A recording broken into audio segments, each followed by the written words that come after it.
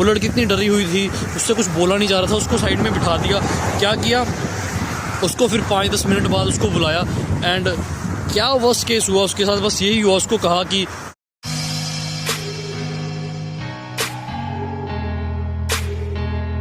So amazing people, hi, this is your one and only Vikrant Thakur and you're watching it on YouTube channel. So guys, आज मैं पहली video post करने जा रहा हूँ। जो वीडियो आज की होगी उसमें मैं आपको बताऊंगा कि मुझसे क्या क्या इमिग्रेशन क्वेश्चन पूछे गए थे और what is the worst case अगर आप you are not able to answer them. मैं आपको हर एक चीज़ बताऊंगा इस वीडियो में और ये वीडियो बहुत ही इंटरेस्टिंग होने वाली है गाइस। सो डू सब्सक्राइब और वीडियो को लाइक करना, शेयर करना मत भूलिएगा गाइस। सो पहले हम बात करते हैं दिल्ली से। तो गाइस वहाँ पे मेरी जो इमिग्रेशन थी कुछ खास हुई नहीं। उन्होंने जस्ट मेरा एक पासपोर्ट चेक किया, वीज़ा चेक किया और जस्ट स्टैंप लगा के मुझे कहा या you are good to go. तो मैं वहाँ से चला गया। उसके बाद गाइस जब फ़्लाइट ने टेक ऑफ किया, हम इस्तांबुल एयरपोर्ट पहुँचे तो वहाँ पे गाइस वहाँ पे जो है हमने किसी ने एक्सपेक्ट नहीं किया था कि यहाँ पे इमिग्रेशन होगी। तो गाइस वहाँ पे क्या हुआ कि इमिग्रेशन हुई हमारी फिर से। तो उन्होंने क्वेश्चंस पूछे कि कौन सा कॉलेज है, कौन सा कोर्स है एंड मेरे से जो लेडी ऑफिसर ने पूछा, she said show me your documents. तो मैंने उन्हें डॉक्यूमेंट्स दिखाए एंड जैसे खोली फाइल उन्होंने देखा there are lot of documents, she said you are good to go. तो मैं वहाँ से चला गया गाइज। तो इतना कुछ खास हुआ नहीं वहाँ पे भी। तो मेन बात जब हम पहुँचे पियर्सन एयरपोर्ट पे तो वहाँ पे माहौल कुछ अलग था। हम भी थोड़े से घबराए हुए थे पर वहाँ पे इतना कुछ खास होता नहीं है गाइज। सबसे पहले वो हमें कस्टम फॉर्म देते हैं गाइज जो कि हमें फिल करना होता है। एक डिक्लेरेशन होती है कि हम अपने साथ कोई क्या क्या चीज़ें ला रहे हैं। जस्ट वहाँ पे टिक मार्क करनी होती है, अपना नाम लिखना होता है, जैसे एक नॉर्मल फॉर्म होता है।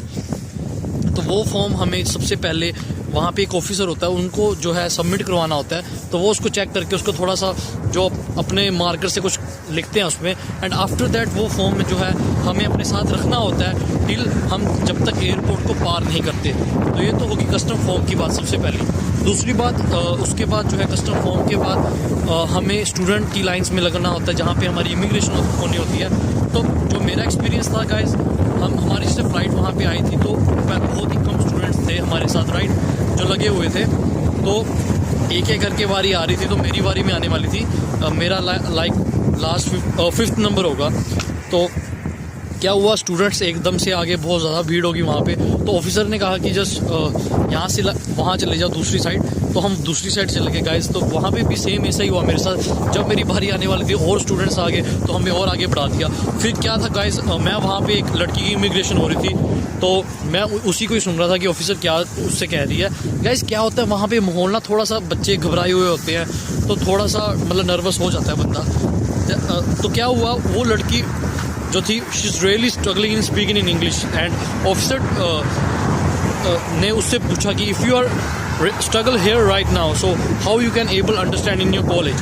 तो she said I try my best ma'am. Then she said no. तो उन्होंने क्या किया, उसको बिठा दिया। वो लड़की इतनी डरी हुई थी, उससे कुछ बोला नहीं जा रहा था, उसको साइड में बिठा दिया।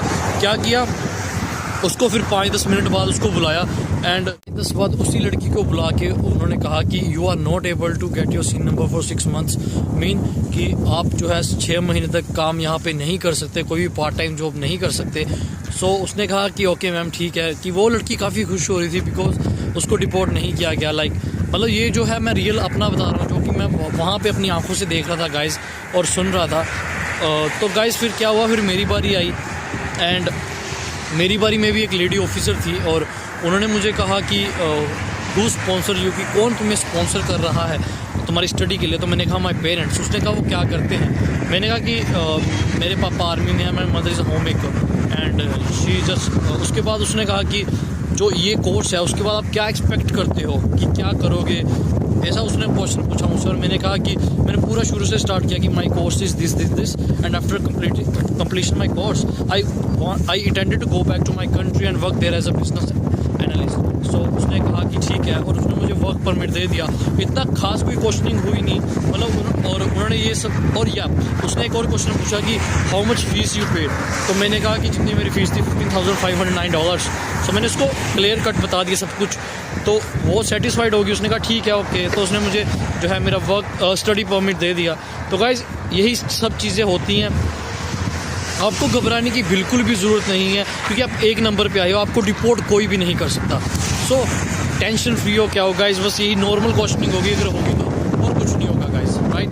सो आई होप आपको ये वीडियो अच्छी लगी होगी, और मैं फिर से कह रहा हूँ गाइस कि घबराने की बिल्कुल भी ज़रूरत नहीं है, नॉर्मल क्वेश्चनिंग ही होती है, कुछ बड़ी चीज़ होगी नहीं, क्योंकि एक नंबर में आ रहे हो, आपके पास हर एक चीज़ है। और वहाँ पे जो है आपको पहले 4 चीज़ें निकाल के रख लेना, your offer letter, fees receipt and जो आपका वीज़ा एक्सेप्टेंस लेटर होता है, और अपना आइल्स का TRF, ये 4 जो फॉर्म बहुत ही मेन होते हैं वहाँ पे, और ये सब वही देखते हैं। So guys I hope you like this video.